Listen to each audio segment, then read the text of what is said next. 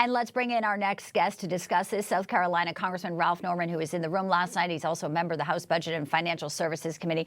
Congressman Norman, it is good to have you with us. It is hard to understand how you cannot stand and at least, show some support for these stories of heroism, these stories, whether it be a Border Patrol agent, whether it be DJ Daniel, a 13-year-old boy.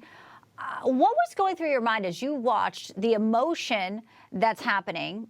And we know Americans liked it. We'll put up the numbers here.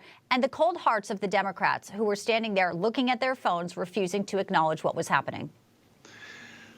Well, Bianca, what was on full display for the American people? The lack of one word, empathy. They just don't care. The fact that they allowed the border invasion to happen, unaccompanied minor children to the tune of over 500,000 that we know of to enter this country illegally without parents. The fact that last night just showed that that they have no empathy. They didn't stand for a young boy with cancer. Didn't stand for the or clap for the widow of the slain husband.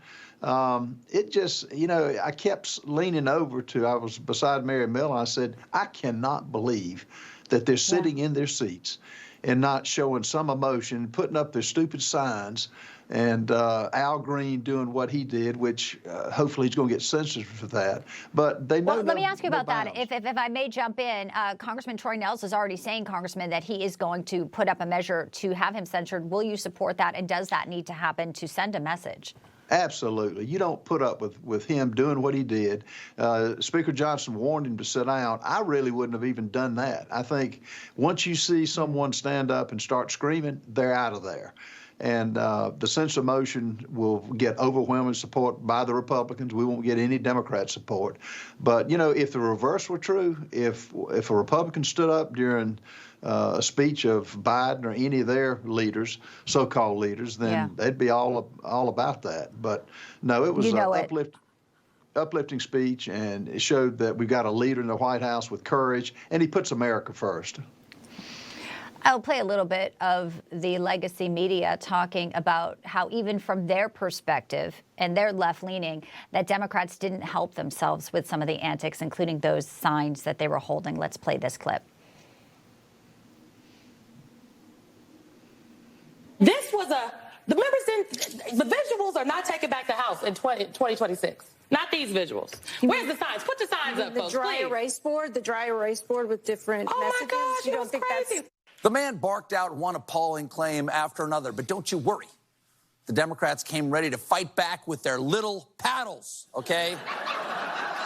That is how you save democracy, by quietly dissenting or bidding on an antique tea set. It was hard to tell what was going on. I'm just kidding. That was very cool, Democrats. In fact, I made my own sign.